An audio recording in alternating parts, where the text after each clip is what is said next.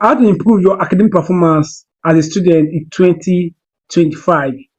Now, this video is for students who are so eager, who are willing to do everything possible to improve their academic work performance.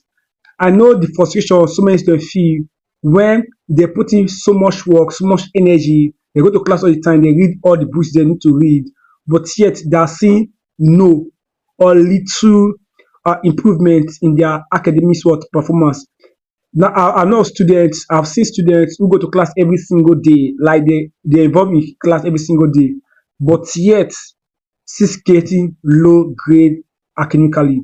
So if you're that kind of student who put in all the hard work, but yet are not still doing well, but yet not still doing well academically, then this video is for you. I'm going to give you 5 practical steps you can follow that you see massive results.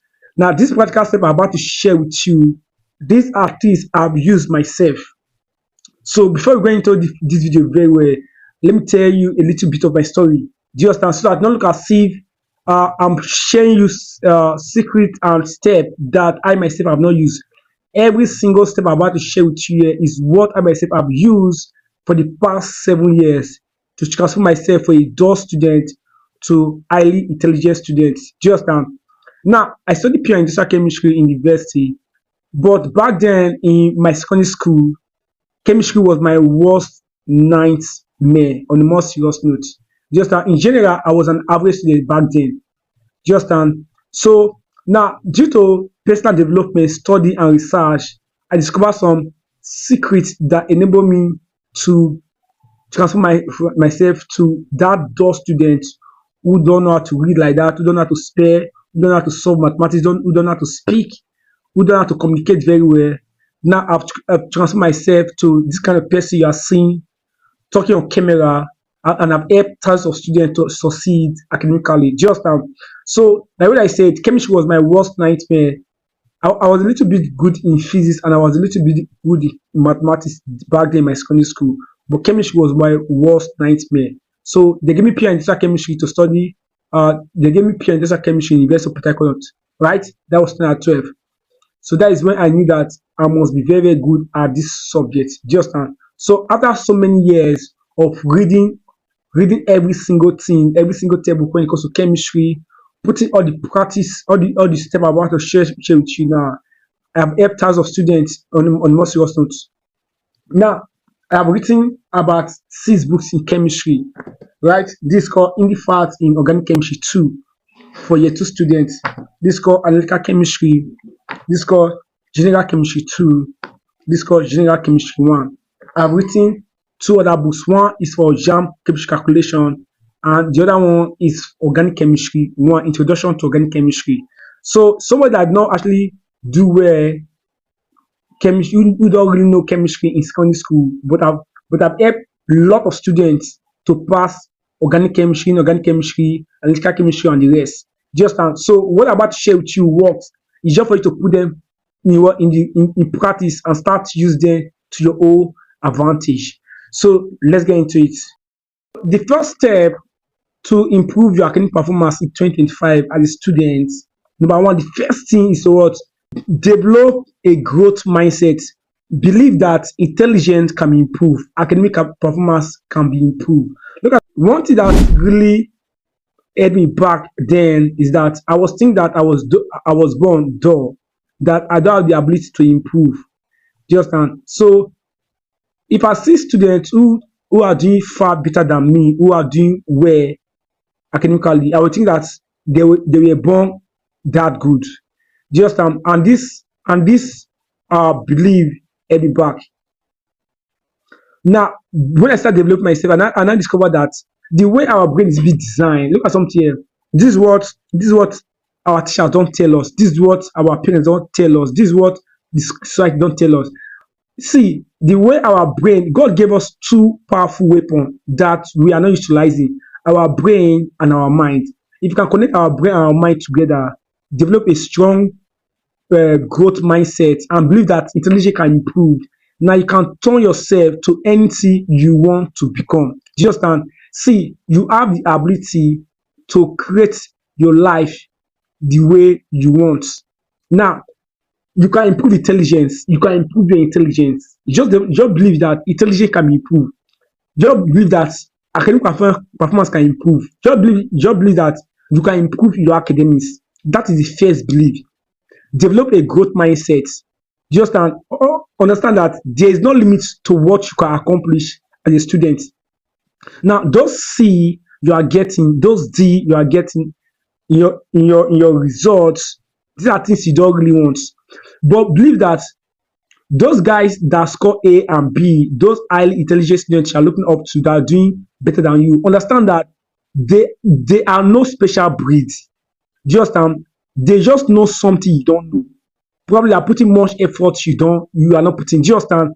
But understand that you can mold your life, to anything you want. Just so you first thing you want to develop is that you must develop a growth mindset. Now, when I gain admission into pure industrial chemistry, I was not good in chemistry, but I told myself that I must be good in this chemistry. I must be good. I told myself that I believe I will be good in this chemistry. Just so I took upon myself that I will start teaching this chemistry. So from 1 year 2, I started teaching chemistry. I started teaching year 1 student chemistry.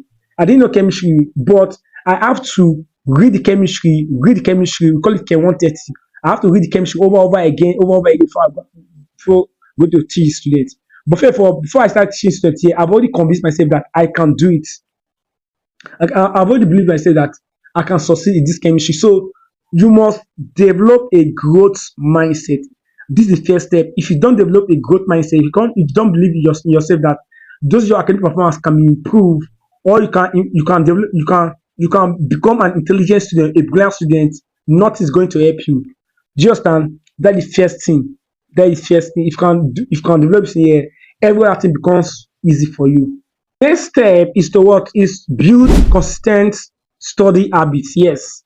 Now, one thing that really helped me is my consistent daily habits. I have the hunger for learning, despite my result, despite my performance.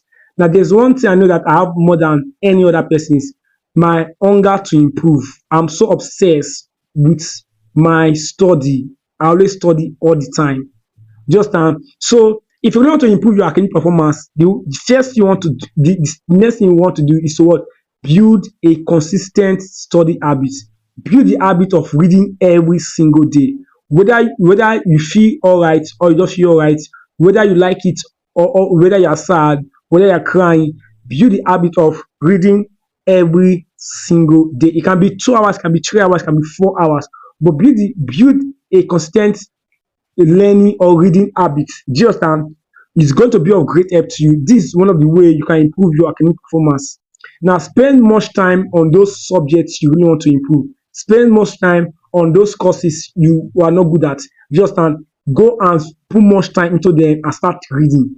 Just that is what number 2 is going to be of help to you. Now, one of the reasons why most people can't actually they can't actually improve their academic performance is that today they will read, tomorrow they will not read, next tomorrow they will read. Now, they are so inconsistent with their study habits. They are so inconsistent. They have not developed a consistent study habit. Now, here's the thing here: as a student, one of your primary work is to study. Do you understand? Anything outside of study is not important. Do you understand? That is why you need to build a consistent study habit, which is going to be of help to you. That is what number 2. 3, which like let me say 9% of students don't do this here. A lot of students are so engaged, are so obsessed, like so much immersed in their study, and they miss here. That if you want to improve your personal study here, like if you want to improve in your academic 2025, or improve your personal development life. Now, personal development life means what? Reading self-improvement. Do you understand? Outside of your academic books here, you need to devote about 20% of your time or 30% of your time reading self-improvement book. Now, without self-improvement, there's no way I can be here talk to you. There's no way I can know chemistry, I can know physics, I can know all those things here. But I'll just be intelligent or just in academic stuff. I will not be that good. I will not be sound like this. I will not develop that growth mindset, which I told you about in step 1. Just so as a student, don't just give 100% to your academics like that. Just you need to prioritize your personal development life too. Just give 70% of your attention or your time to study, to your book, right, to your academic works and the rest. Then give 30% of your personal development. Just a day you can read personal development book for 30 minutes or 1 hour. 30 minutes or 1 hour.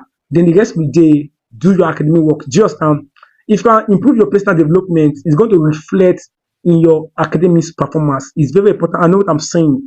So read books on personal development. I'm going to create content on how personal development in my future video. Just but understand your personal development contributes to your academic work performance.